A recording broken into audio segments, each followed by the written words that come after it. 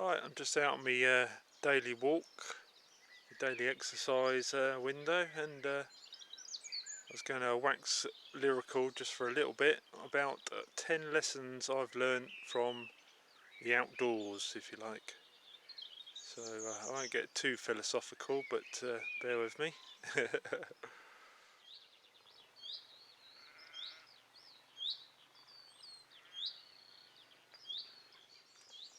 Okay, so I've got my little list here so I don't ramble on too far. Number one is patience. So it comes into play in a lot of situations, so might have to be patient waiting out storms, be patient with other people's nasty habits, because we've all got our nasty habits. You might be in close confines, so you've got to be at least reasonable to each other, and patience that you know your plans aren't the centre of the world. So yes, number one, patience. So I'm not used to rambling on philosophically to a camera, so it's a bit weird. Number two, clear thinking under pressure. So clear thinking could be anything from sometimes just calming yourself down to get your navigation sorted out, whether to press on because you've had to change plans because of storms. Obviously if accidents happen, it's nice to have some people around who can think clearly, and it's not always easy, but sometimes it's just best to stop and assess the situation without sort of rushing to action. So not always easy, but sometimes it's got to be done.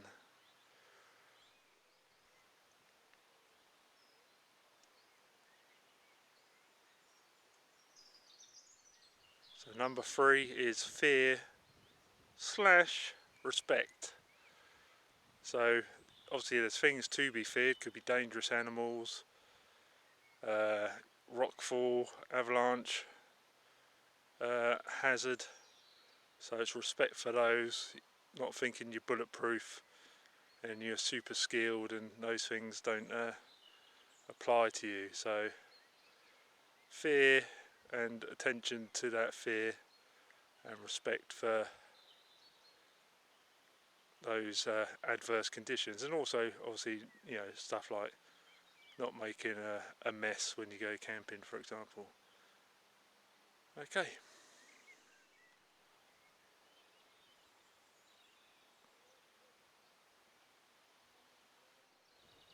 So number four is non-rigid thinking. So again, these all sort of tie into each other, but I would classify that as not being too wedded to your goals and getting yourself further into trouble. So if you're going up a mountain, weather's getting bad, make a decision whether to turn around before you get yourself into worse trouble. As the saying goes, the mountain will always be there next year.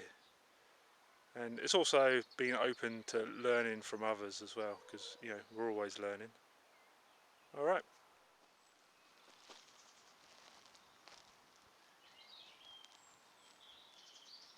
Okay, number five is trust. Obviously, trust in yourself and obviously trust in others as well. So obviously, especially in climbing situations, but just in general as well. Trust sometimes other people's judgment. Hopefully, you're going out with the right kind of people. So and obviously, the more you go with people, the more you trust them. So that trust is quite a commodity, I would say. So yeah, trust. Trying to keep it brief without waffling on.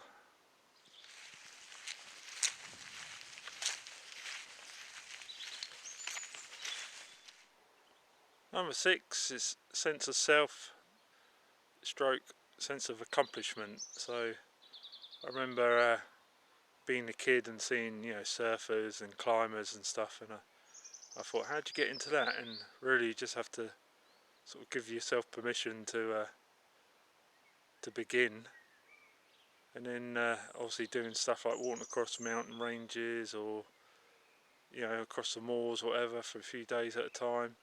Gives you quite a strong sense of accomplishment, and get to know yourself a bit more under sometimes under a bit of duress, even if that's just a bit of physical exertion, you know, something outside of what you would normally do. So definitely definitely build your self-knowledge, as it were. So yeah, keep that there, keep it brief. Alright, getting through them. Should have made 5, but 10 is where it's at.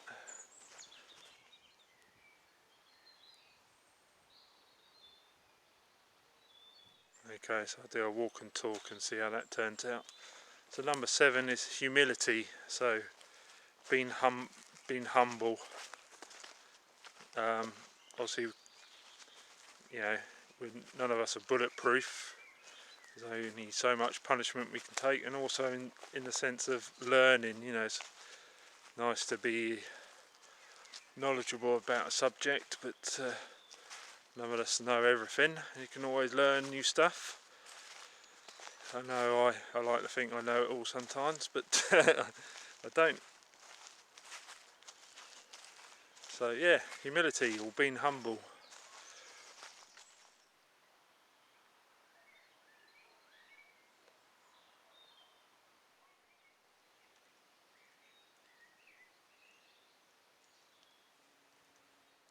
So number 8 is other people and other people's stories. So we all like to talk about ourselves, but yeah, you'll run into people who've done all. You know, I met a girl in Greenland who was she lived on Svalbard and had her own dog team. So kind of put my accomplishments to in perspective. You know, and you meet people that have done all sorts of mad stuff. So always interesting to find out what other people have been up to. Keep the old enthusiasm up. Alright. There's old Winchester Hill.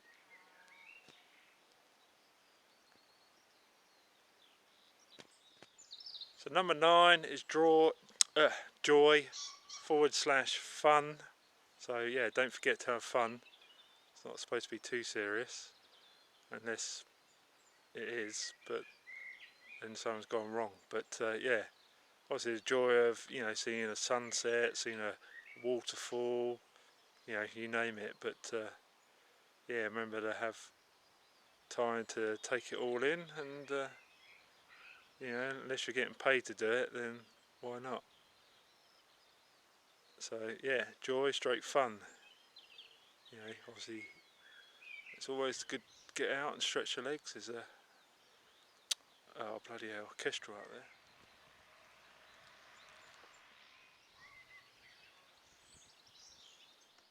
Number 10, last one. If you've made it this far, well done.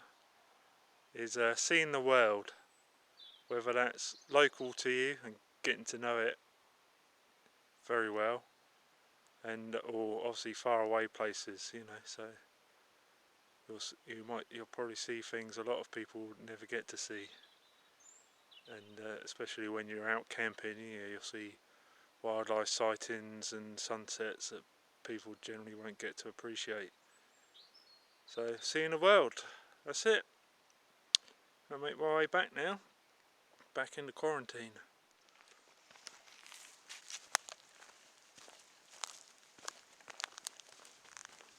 Yeah, so it's just a quick daily exercise walk.